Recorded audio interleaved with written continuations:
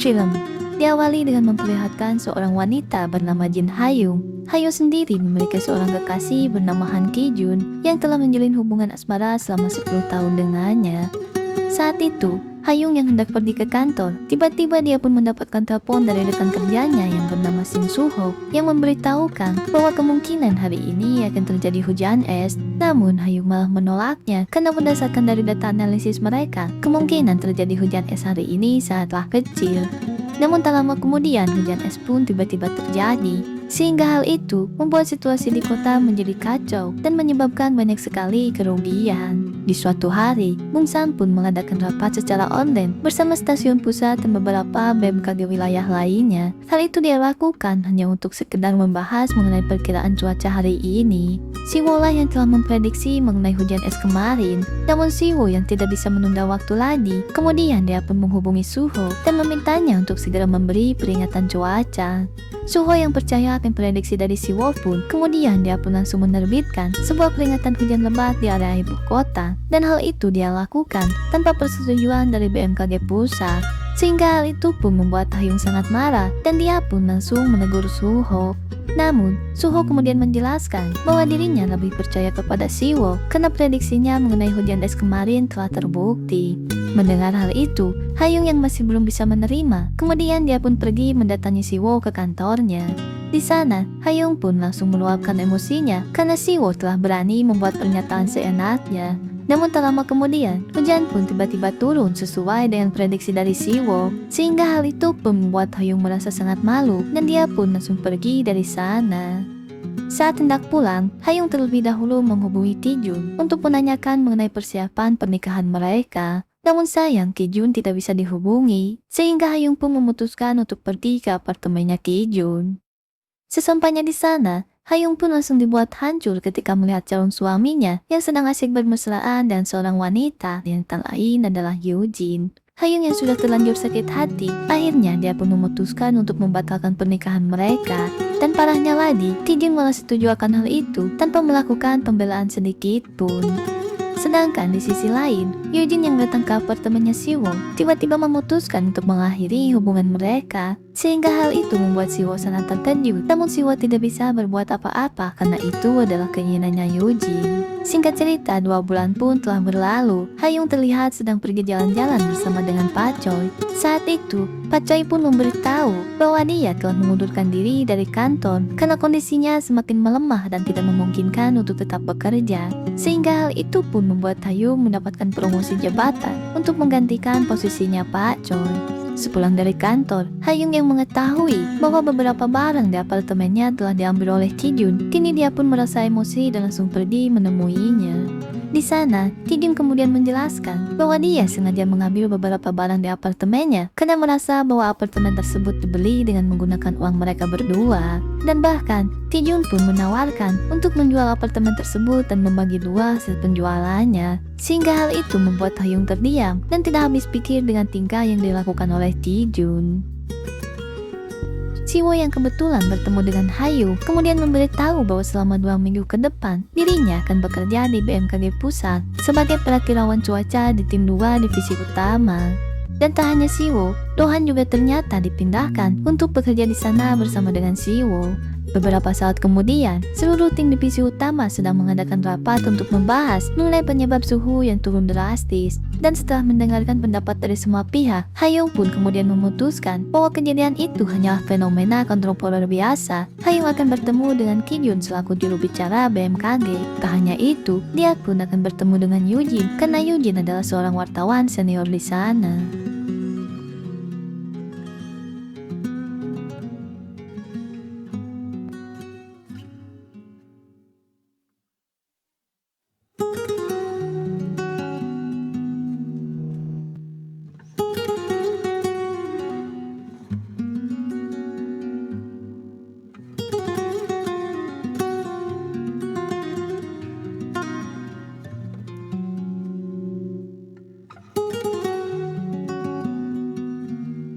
Sepulang dari kedai, Siwo pun kemudian pergi menemui Dohan di kantor sambil membawakan ayam goreng untuknya. Ternyata, Dohan sengaja tinggal di ruang piket untuk menghindari konflik bersama dengan istrinya. Siwa yang merasa bahwa nasibnya dengan Dohan sama, yaitu sama-sama tidak memiliki tempat tinggal. Akhirnya dia pun memutuskan untuk tinggal bersamanya di ruang piket kantor. Lain, Dohan yang sebelumnya telah menerima surat gugatan cerai dari sang istri, kemudian dia pun menemui istrinya untuk meminta tenggang waktu selama 3 bulan. Karena dia ingin mencoba untuk menjalani hidup seperti keluarga pada umumnya. Dan setelah waktunya habis, Dohan pun kemudian berjanji akan menuruti semua keinginan istrinya. Mendengar hal itu, sang istri pun setuju untuk memberikan Dohan kesempatan, namun bukan selama 3 bulan, melainkan hanya 2 bulan saja. Di keesokan harinya, Dohan pun datang ke rumah sang istri sambil membawakan sarapan untuk keluarganya. Saat itu, Bumi pun merasa sangat senang karena ayahnya mau berubah untuk memperbaiki hubungan keluarganya. Setelah pulang dari Pulau Jeju, Siwa pun kemudian diberitahu oleh Dohan bahwa semua orang telah mengetahui jika Siwa dan Hayung sedang menjalin hubungan asmara, sehingga hal itu pun membuat Siwa langsung panik dan dia pun langsung pergi menemui Hayung untuk memberitahukan kabar tersebut. Namun tak lama kemudian, ibu Hayung pun tiba-tiba datang dan menduga bahwa mereka sedang menjalin hubungan asmara karena sang ibu telah berhasil menemukan foto mesra mereka saat sedang berciuman. Di suatu malam, ayah Siwa tiba-tiba mengalami kecelakaan setelah tertabrak saat hendak menyeberang jalan, sehingga hal itu pun membuat sang ayah harus dirawat di rumah sakit akibat luka yang dialaminya. Sambil menahan rasa sakit, sang ayah pun mencoba menghubungi Siwo untuk memberitahukan mengenai keadaannya.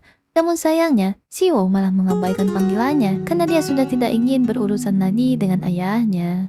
Kemudian di kantor BMKG, orang-orang pun terlihat menggosipkan Hayung dan Siwo yang menjalin hubungan dengan rekan sekantor. Padahal mereka tidak mengetahui jika sebenarnya Hayung dan Siwo telah putus. Saat itu, Tijun yang ingin menyampaikan maksudnya, kemudian dia pun pergi menemui Siwo. Di sana, Tijun kemudian berkata bahwa Hayung adalah wanita yang paling berharga. Namun sayangnya, Tijun terlambat menyadari hal itu dan lebih memilih untuk mencampakkan Hayung. Sehingga Tijun pun merasa bahwa dia telah menjadi seorang pria yang brengsek.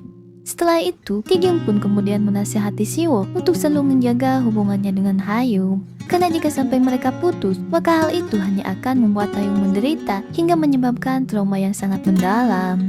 Dan setelah mendengar nasihat dari Tijun, Siwo pun akhirnya datang menemui Hayung dan memintanya untuk merahasiakan mengenai kandasnya hubungan mereka. Karena Siwo tidak ingin membuat Hayung menderita akibat gosip yang akan dibuat oleh orang lain.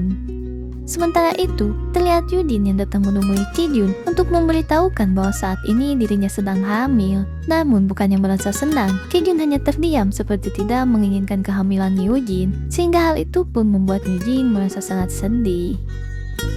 Sepulangnya dari kantor, Tijun harus meminta maaf kepada Yujin karena dia tidak sempat memberikan ucapan selamat. Tijun pun kemudian beralasan bahwa itu terlalu mendadak hingga membuat dirinya sangat terkejut. Padahal sebenarnya, Tijun merasa takut jika dia tidak bisa menjadi ayah yang baik bagi anaknya. Hal itu disebabkan karena Tijun menyadari bahwa kondisi keuangan mereka masih belum stabil. Yujin yang mengerti akan hal itu, akhirnya dia pun memutuskan untuk menggugurkan kandungannya.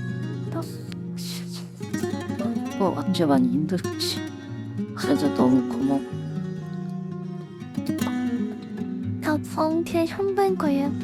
Hayung yang hendak pulang ke apartemennya, tiba-tiba dia pun mendapatkan telepon dari ayahnya Siwo yang memintanya untuk datang ke rumah sakit. Hal itu dia lakukan karena dia tidak bisa menghubungi Siwo dan saat ini dia sedang membutuhkan seseorang untuk menemaninya. Beberapa saat kemudian, ketika Hayung baru saja datang, sang dokter tiba-tiba memberitahu bahwa di paru-paru kanan ayahnya Siwo terdapat benjolan berukuran 3 cm yang diduga sebagai tumor. Sehingga, dokter pun menyarankan agar sang ayah melakukan biopsi untuk memastikan benjolan tersebut. Mendengar hal itu, Hayung pun langsung menandatangani formulir biopsi ayahnya Siwo. Saat di kantor, Dohan pun terlihat menghubungi istrinya untuk menanyakan hadiah ulang tahun apa yang cocok untuk diberikan kepada Bumi. Mendengar hal itu, sang istri pun memberitahu bahwa Bumi hanya ingin makan malam sekeluarga sebagai kado ulang tahunnya yang sangat spesial. Selesai rapat, Siwo kemudian datang menemui Hayung untuk meminta maaf karena sebelumnya dia telah marah kepadanya. Padahal, Hayung hanya ingin menyampaikan mengenai kondisi ayahnya saat ini. Siwo yang masih memiliki perasaan kepada Hayung, kemudian dia pun memberitahu bahwa alasan dia memutuskannya karena sang ayah. Hal itu dia lakukan karena Siwo tidak ingin membuat Hayung menderita karena sikap ayahnya yang selalu meminta uang untuk berjudi. Mendengar hal itu, Hayung pun mengerti apa yang dirasakan oleh Siwo. 미안해요. Di sisi lain, Bumi yang melihat surat perceraian dari orang tuanya, kini dia pun merasa sangat sedih dan tidak ingin hal itu terjadi. Karena saat ini, Bumi telah memahami dan juga telah mengenali sang ayah dengan sangat baik. Sang ibu yang melihat hal itu pun, kemudian dia pun datang menemui Dohan di ruang piket. Di sana dia pun mengatakan bahwa dia akan membatalkan perceraian mereka. Sehingga hal itu membuat Dohan merasa terharu dibuatnya. Sambil memeluk istrinya, Dohan kemudian berjanji bahwa dia akan memperbaiki semuanya.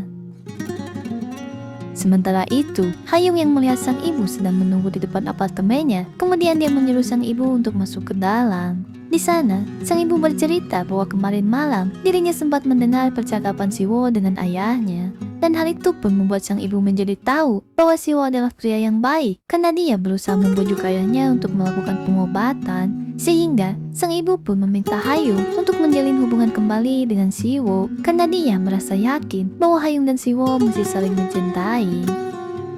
Singkat cerita, salju pun akhirnya turun seperti perkiraan Siwo dan Hayung. Saat itu, mereka berdua pun tidak sengaja bertemu di sekitaran BMKG dan menyaksikan salju bersama untuk pertama kalinya.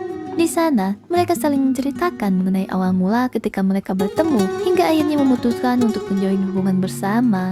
Dan di kesempatan itu, Siwo pun kemudian mengungkapkan bahwa saat ini dia tidak akan membenci badai yang akan datang menghampirinya karena Siwo sadar bahwa dia akan merasa lebih tegar dalam menghadapinya jika ditemani oleh seseorang yang dia sayangi. Dan di bawah turunnya salju, mereka pun akhirnya memutuskan untuk menjalin hubungan kembali dan memulai semuanya dari awal lagi. 사람들은 첫비는 참 관심 없어 하는데 저는 어린어로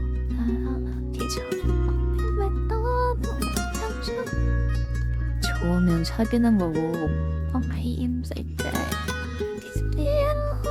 지금보다 더 사랑하고 내가 더 조금씩